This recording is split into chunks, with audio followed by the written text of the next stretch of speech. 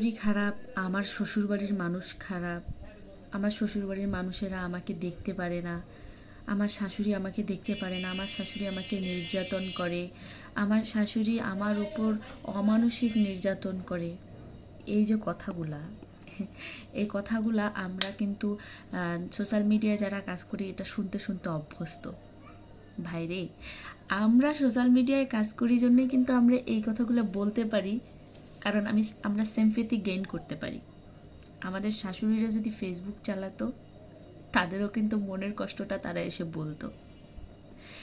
একটা সময় ছিল আমরা শুনেছি আমাদের দিদিমা মায়েরা বলতো তাদের শাশুড়িরা কতটা ভয়ঙ্কর ছিল। তারা কিন্তু শাশুড়িদেরকে ভয় পেত, প্রচুর ভয় পেত। শাশুড়িরা খুব অন্যায় অত্যাচার করতো। হ্যাঁ, এটা কিন্তু সত্য, সত্য, কিন্তু তাদের বলার জায়গা তো ছিল না। সেই সময় বউদের কিন্তু বলার কোনো জায়গা ছিল না, এরকম কোনো প্ল্যাটফর্ম ছিল না।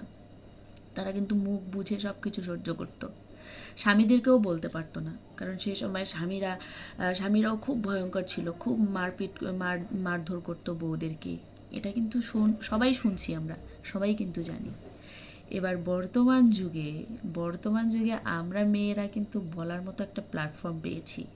আমার শ্বশুরবাড়ির মানুষ খারাপ, আমার শাশুড়ি খারাপ, হ্যান ত্যান, কিন্তু এর মধ্যেও কিছু কথা লুকিয়ে আছে।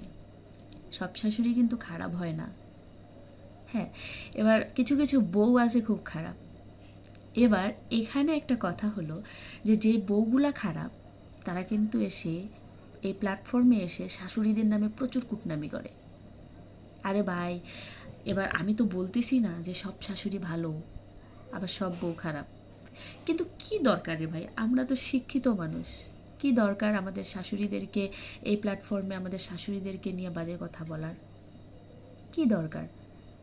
এই যে এতে করে যে মেয়েগুলো বিয়ে করেনি, যে মেয়েগুলো এখনও বিয়ে করেনি, তাদের কিন্তু শ্বশুরবাড়ি সম্পর্কে একটা খারাপ মানে ইমপ্রেশন তৈরি হচ্ছে।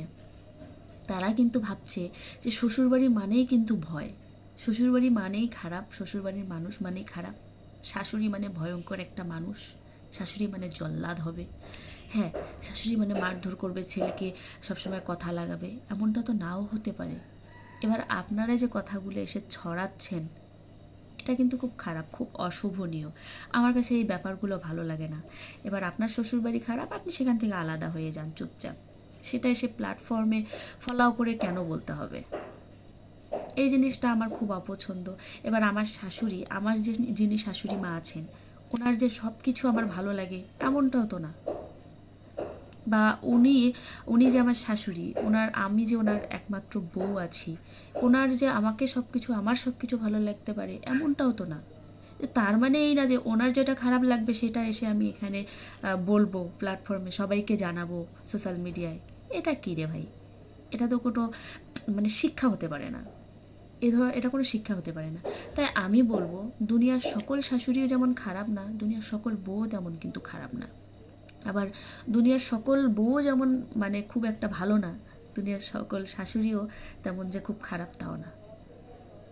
তা আমি বলবো যে আপনারা যারা সোশ্যাল মিডিয়ায় কাজ করছেন, আপনাদের সোশ্যাল মিডিয়া সম্পর্কে ধ্যান ধারণা আছে, বা সোশ্যাল মিডিয়া আপনারা বলতে পারেন জন্যে সব কথা বলতে পারেন না, ঠিক আছে?